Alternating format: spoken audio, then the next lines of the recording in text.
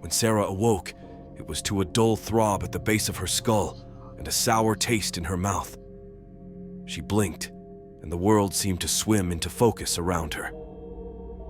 She was in a dimly lit room, the air dank and stale. The walls of concrete were stained with mildew, and a solitary bare bulb dangled from the ceiling. She tried to move, but found herself tightly bound to the chair, rough ropes biting into her wrists and ankles. Panic flooded through her. Memories flooded back in jagged shards. The diner. Bill Thompson. The blow to her head. Good. You're awake. She had heard the cold, eerily calm voice from behind her. Bill came into her line of sight, hands clasped behind his back. He looked different in some way. Harder of face, eyes shining with a disturbing intensity. "Bill!" Sarah croaked. Her throat was dry as dust. "What's happening? Where are we?" "Where no one will hear you scream," Bill replied evenly. Not that it would matter if they did. A chill rippled down Sarah's spine. It was not the grieving, soft-spoken man she had interviewed in the grocery store. It was someone, something very different. "Why are you doing this?" Sarah had to force the effort to keep her voice steady. "What do you want?" Bill squatted down, bringing his face level with hers. "I'd like you to stop digging, Detective. I want you to stop asking questions about things that don't concern you." "Daniel Cobb's murder is what I'm concerned with," Sarah snapped. "And those missing persons cases from the 60s. Cases I know you're somehow connected to." Bill gave her a thin, humorless smile. "Smart girl. You don't know how right you are." He straightened, pacing a slow circle around her chair. "You see, Detective, Millfield has secrets.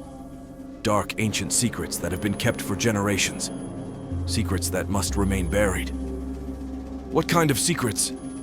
"The kind your mortal mind can barely comprehend." The strange resonance in Bill's voice was like the echoing depth that would have made Sarah's bones vibrate.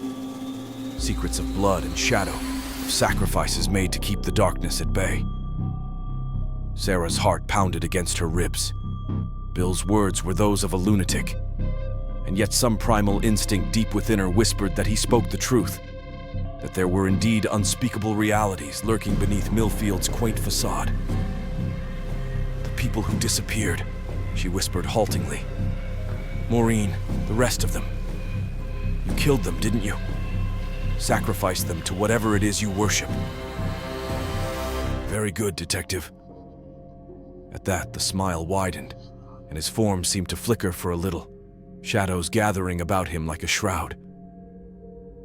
"They were offerings, tribute to the old ones who sleep beneath this land. Their blood keeps the seals strong, the barriers intact." He leaned close, his breath cold against her cheek. "And now Daniel has joined them. His death has bought us more time, kept our masters appeased a little longer." Bile rose in Sarah's throat. "You're crazy. There's no such thing as ancient gods or dark magic." "Oh, but there is. And the fact that you can't see it just makes our work easier." Bill straightened, his face hardening. "Millfield is just one of many places like it, Detective. Pockets of darkness, of worship. We keep the sacrifices coming, and the world keeps turning, oblivious to what lurks in the shadows." He turned away, rummaging on a table behind him. When he turned back, a wicked-looking knife seemed to glint in his hand. Sarah's blood turned to ice. "Normally, we make our gifts very far apart," Bill spoke conversationally. "One death every few years, to make sure it's not noticeable. But you, Detective, you give us no other choice. You know too much, ask too many questions." He tried the edge of the knife on his thumb. A bead of blood welled, black in the poor light. "Daniel was to be our last for a while. But now I'm afraid your death must be added to the tally."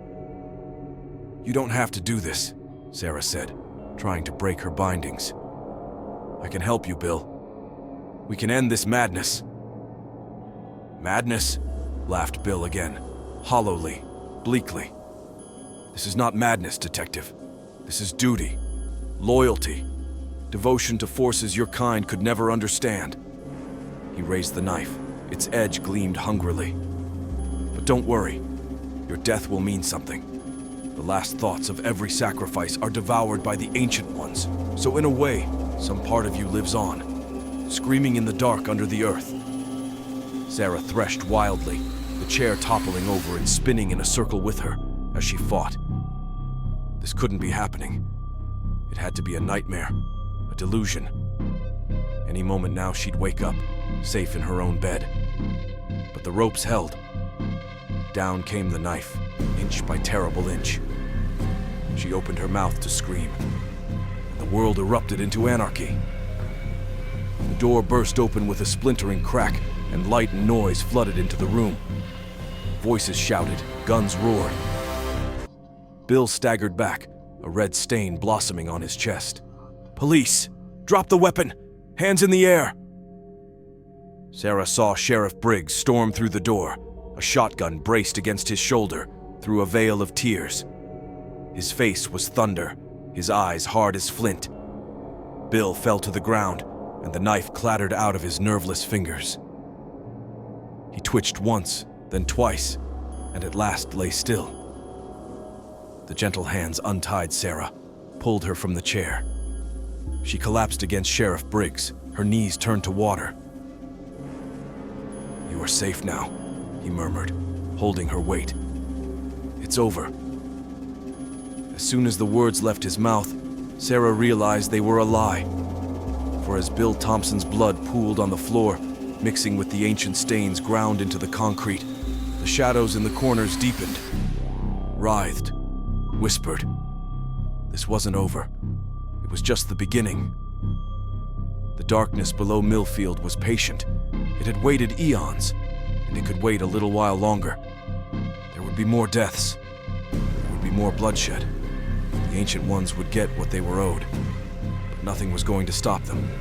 Certainly not Sarah, and not Sheriff Briggs either, with all the guns and badges in the world. The shadows knew. They hungered.